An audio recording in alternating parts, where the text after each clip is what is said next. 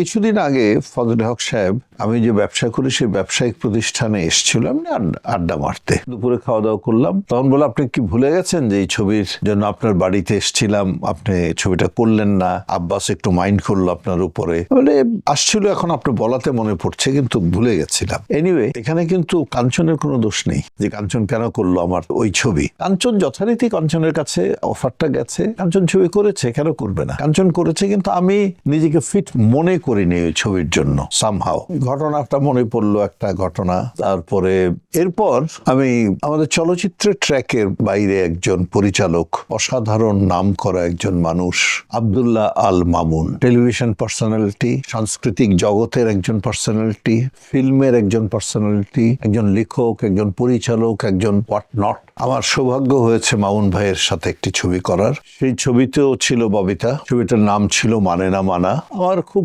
প্রিয়, আমার হৃদয়ের কাছাকাছি একটি ছবি, কিন্তু ছবিটার কোনো প্রিন্ট পাওয়া যায় না। আমি জানি না ছবির প্রিন্ট কোথাও আছে কিনা। এনিওয়ে, ওই ছবিতে একটি গান ছিল, খুব নামকরা গান ছিল।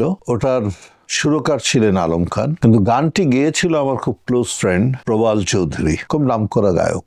গানটা হলো, এই জীবন তো একদিন চলতে চলতে থেমে যাবে, কেউ তো জানে না কে কোথায় রবে।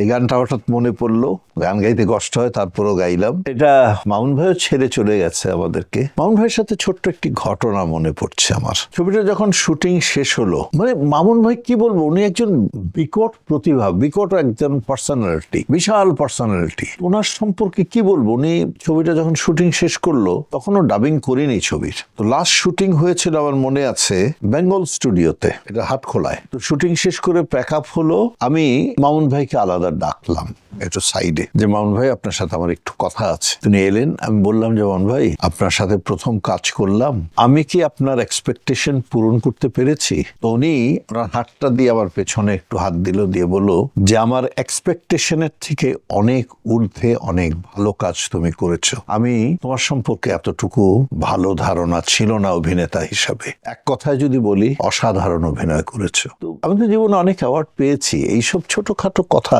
কিন্তু অ্যাওয়ার্ডের মতো আমাদেরকে ইন্সপিরেশন জুগিয়েছে, যে মামুন ভাইয়ের মতো একজন লোক এই কথা বলেছে। আমি মামুন ভাইয়ের ছবি একটাই করেছি, কিন্তু পারিবারিক ভাবে আমি মামুন ভাইয়ের ফ্যামিলি, আমি আমার ফ্যামিলি, আমরা খুব ক্লোজ ছিলাম। তো উনিও দিল রোডে থাকতেন, আমিও দিল রোডে থাকতাম। তো ওইভাবে খুব যাতায়াত ছিল, কিন্তু ছবি করা হয়নি। এনিওয়ে, যাক। তো ওনার যে সেই ছোট্ট ইন্সপিরেশনাল একটি কথা, এটা আজও আমার সাথে চলছে, আজও আমাকে কাজ করতে একটু ইন্সপিরেশন দেয়, কিন্তু সামহাও এখনো মন থেকে সায় দিচ্ছে না। যদি আবার কখনো সায় দেয়, অভিনয় করব, আপনাদের সামনে আসব, চেষ্টা করব অভিনয় করতে পারাটা অনেক বিরাট ব্যাপার।